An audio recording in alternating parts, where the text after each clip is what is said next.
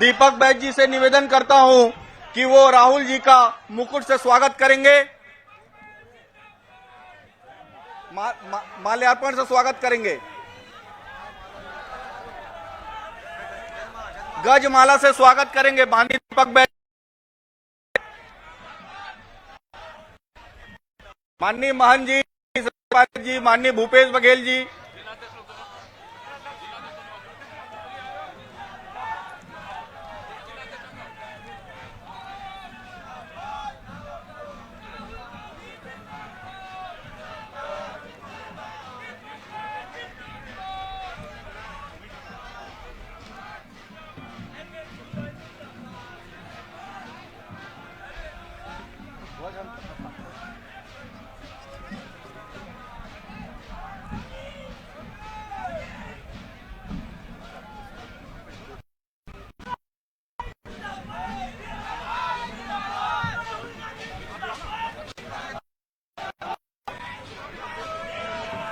अब मैं उड़ीसा के सेवा दल के अध्यक्ष आदरणीय आर्य कुमार ज्ञानेंद्र जी से निवेदन करूंगा कि वो उड़ीसा के पीसीसी प्रेसिडेंट आदरणीय शरद पटनायक जी को फ्लैग देंगे।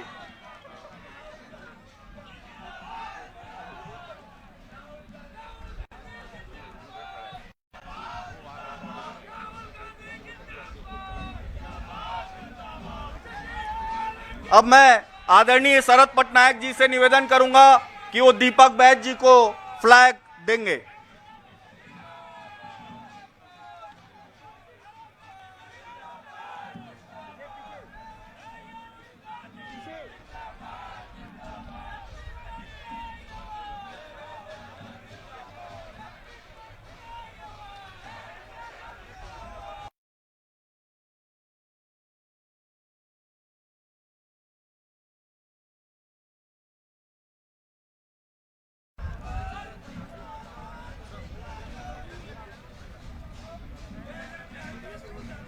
छत्तीसगढ़ के प्रदेश अध्यक्ष आदरणीय दीपक बैज से निवेदन है कि वो स्वागत भाषण के रूप में अपना भाषण देंगे।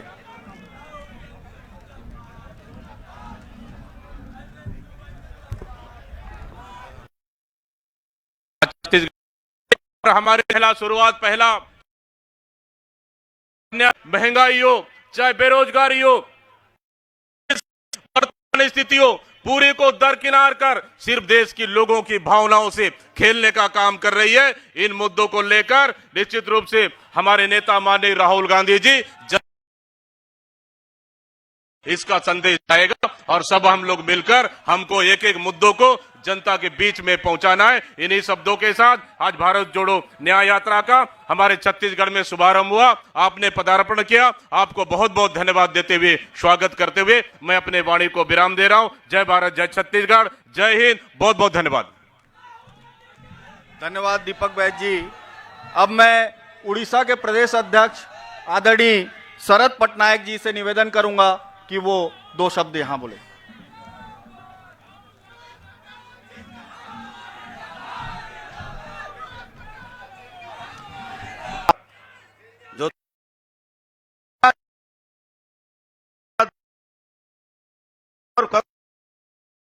जीत के जाएंगे चारों तरफ से।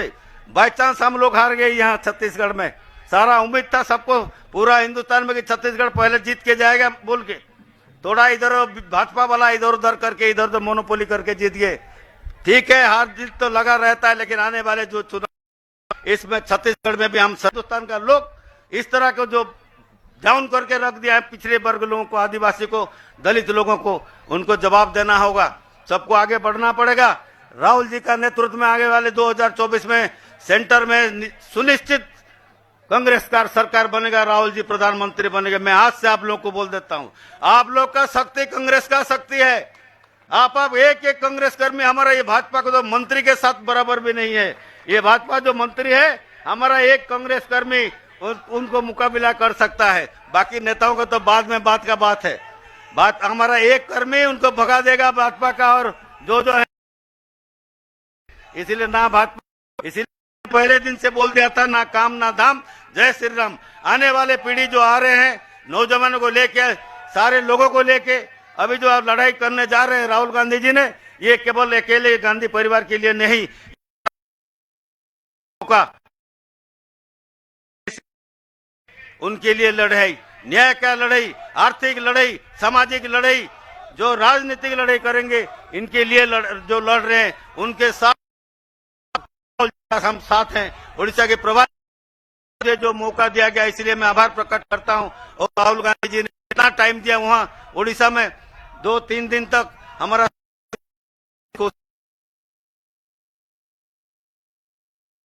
पर जो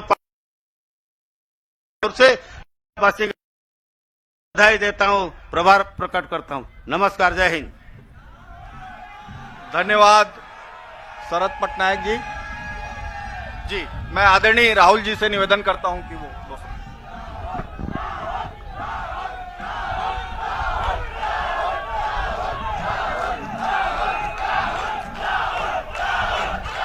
पटनायक जी, छत्तीसगढ़ के हमारे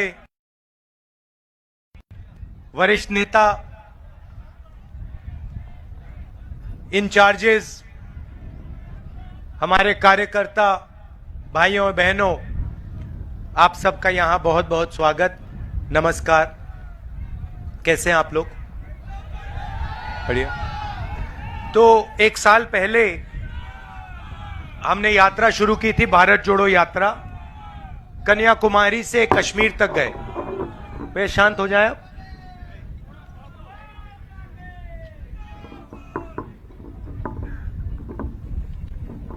तो कन्याकुमारी से कश्मीर तक हम चले, 4000 किलोमीटर चले, और उस यात्रा का लक्ष्य, बीजेपी आरएसएस देश में नफरत फैला रही है, हिंसा का माहौल बना रही है, उसके खिलाफ खड़े होने का था।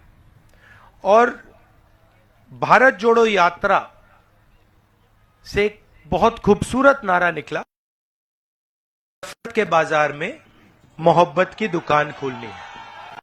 और ये लाइन कांग्रेस की विचारधारा को बहुत गहराई से किसी को भी समझा देती है।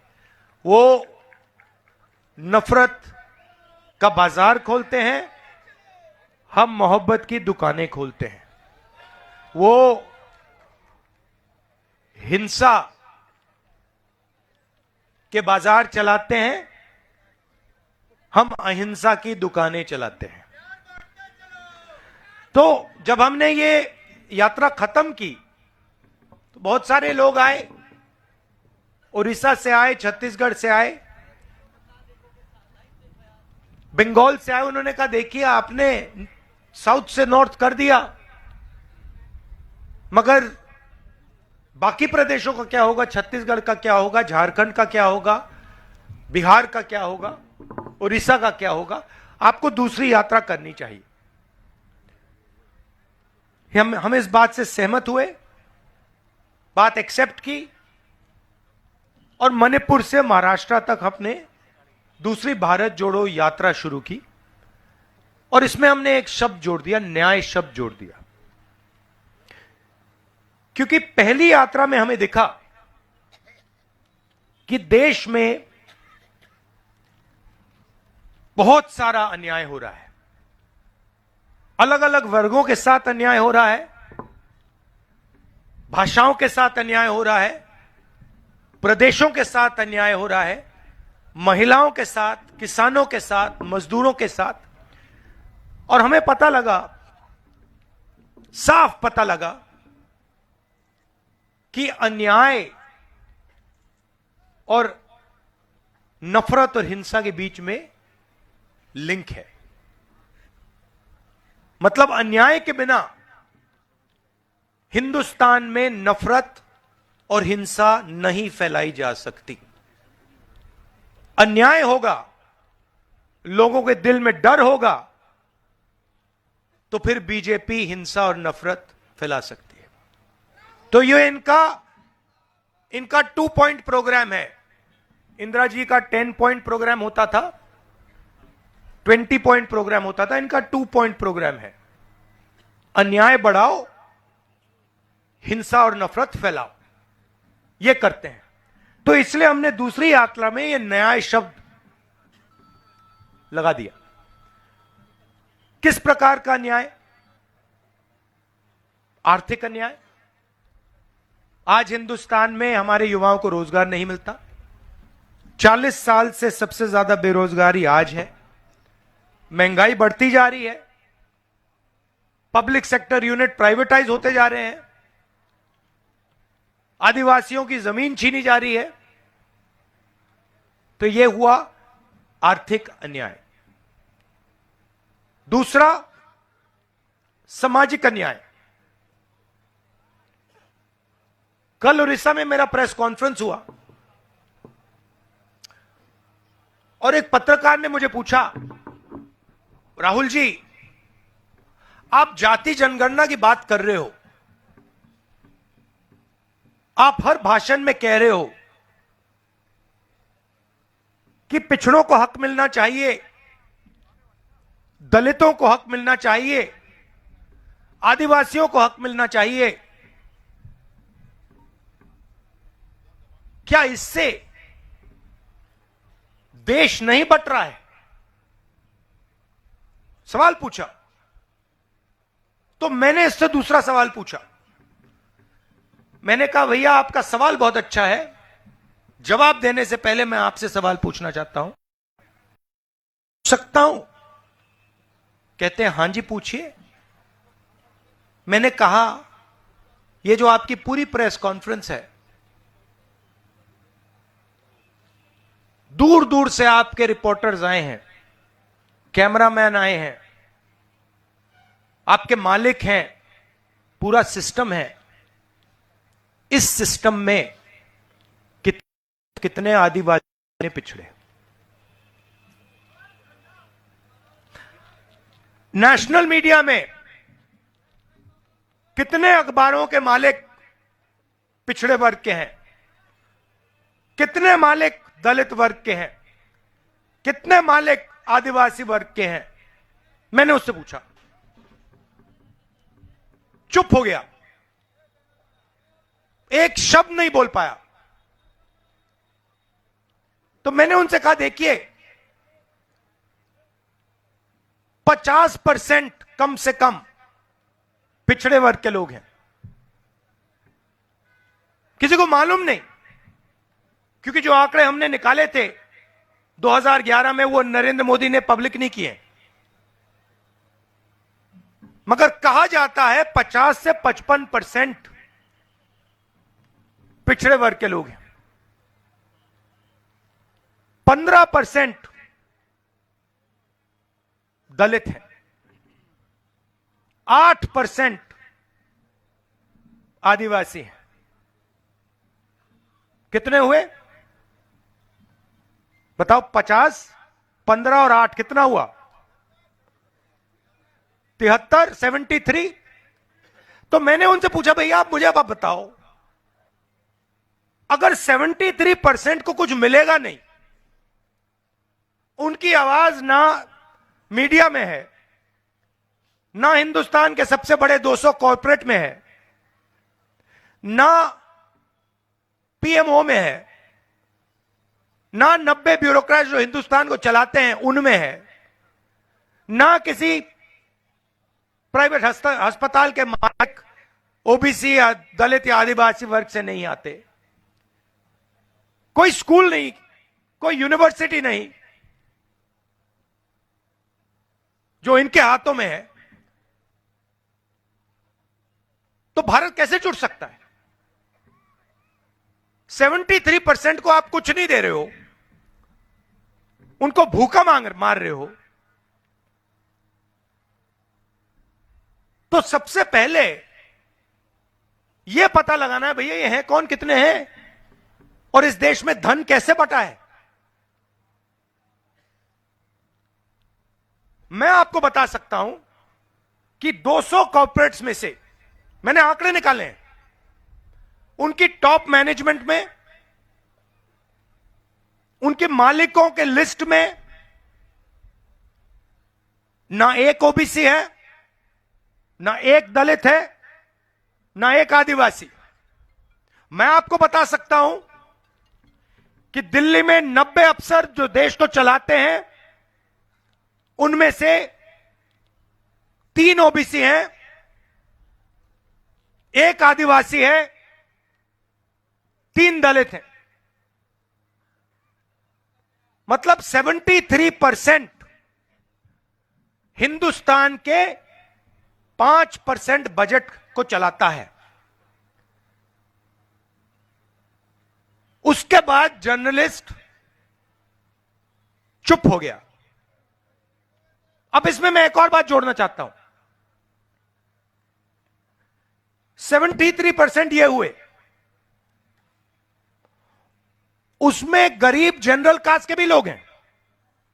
यह नहीं है कि इस देश में गरीब जनरल कास्ट के लोग नहीं हैं, वो भी आपको नहीं मिलेंगे। अदानी जी की कंपनी में जाइए, मुझे दिखा दीजिए कौन सा गरीब व्यक्ति, जनरल कास्ट का गरीब व्यक्ति उसमें घुस सकता है। मुझे दिखा दीजिए कौन सा ओबीसी बैठा है वहां पे, कौन सा दलित बैठा है, कौन सा आदिवासी बैठा है। मुझे बता दीजिए। जिस दिन मुझे दिख जाएंगे, मैं जाति जनगणना नहीं मांगूंगा। उस दिन तक मैं जाति जनगणना करवा के दिखाऊंगा। अब मोदी जी कहते हैं, अब मजे की बात सुनो, मोदी जी कहते हैं कि कांग्रेस पार्टी का एक नेता जाति जनगणना की बात उठा रहा है।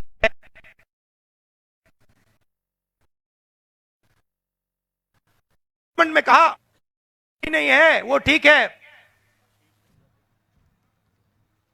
200 सबसे बड़े कॉर्पोरेट हाउसेस में ओबीसी नहीं है तो ठीक है। नरेंद्र मोदी हिंदुस्तान का प्रधानमंत्री तो ओबीसी है, पार्लियामेंट में बोला। अब मजे की बात सुनिए। जिस दिन मैंने जाति जनगणना की बात की, उस दिन के बाद नरेंद्र मोदी ने अपने भाषण में कहा कि इस देश में कोई जात नहीं है, सिर्फ 2 हैं, एक गरीब है और एक अमीर है। आपने सुना, भाषण सुना उनका? यह बात सुनी ना कि देश में सिर्फ 2 जात हैं। तो सबसे पहला मेरा सवाल नरेंद्र मोदी जी से,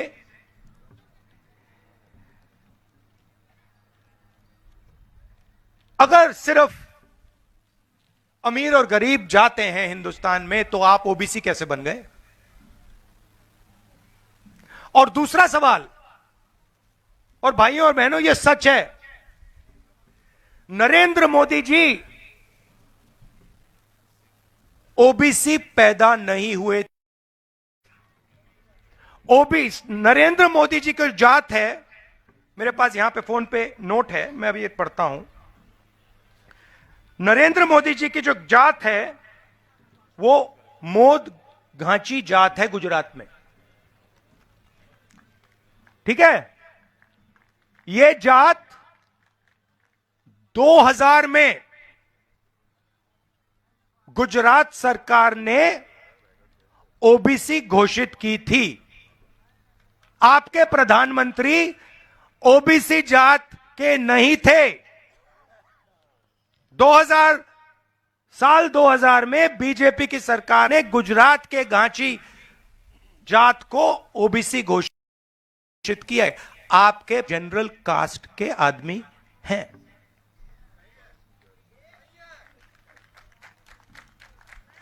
ठीक है।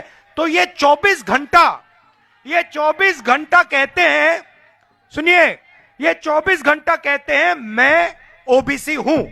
नरेंद्र मोदी जी, आप ओबीसी नहीं हैं, आप जनरल कास्ट के हैं।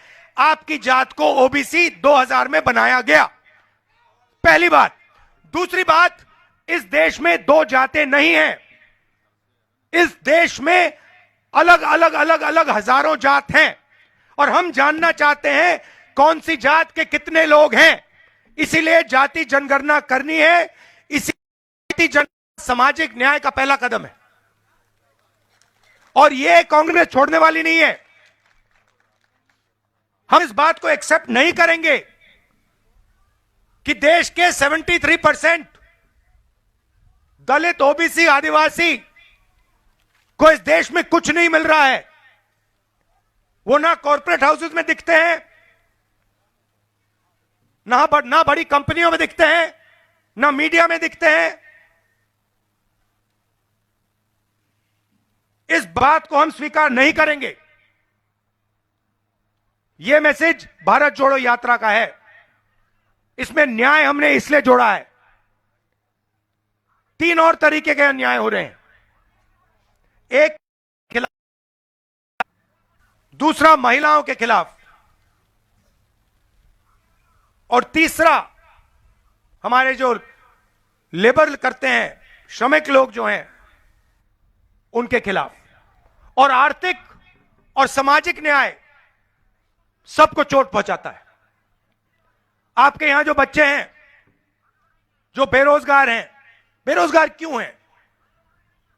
क्योंकि अदानी जी को देश की पूरी पूंजी पकड़ाई जा रही है, एक के बाद एक। एयरपोर्ट, पोर्ट्स, इंफ्रास्ट्रक्चर, सड़कें, सारा का सारा माल उनको दिया जा रहा है। ये आपका है, आपकी पूंजी है, आपके बच्चों का भविष्य है ये। और नरेंद्र मोदी जी 24 घंटा एक ही व्यक्ति को पूरा का पूरा आपका धन पकड़ा रहा है। आपसे, आप जीएसटी देते हो, आपकी जेब से निकलता है, सीधा उनकी जेब में जाता है। तो यह है भारत जोड़ो न्याय यात्रा का लक्ष्य। आप सब यहां आए, दिल से आपने मेरी बात सुनी, इसके लिए मैं आपको धन्यवाद करता हूं। आने वाले दिनों में 7-8 घंटे हम एक साथ रहेंगे, चलेंगे। जो भी आपके दिल में है आप हमें बताइए। हम आपकी समस्या, आपकी मुश्किलें यहां सुनने आए हैं। 15 मिनट, उसके बाद शाम को हम भाषण करेंगे। जो आपके दिल में है वो देश के सामने हम रखने आए हैं। आप सबका बहुत बहुत धन्यवाद। नमस्कार, जय हिंद।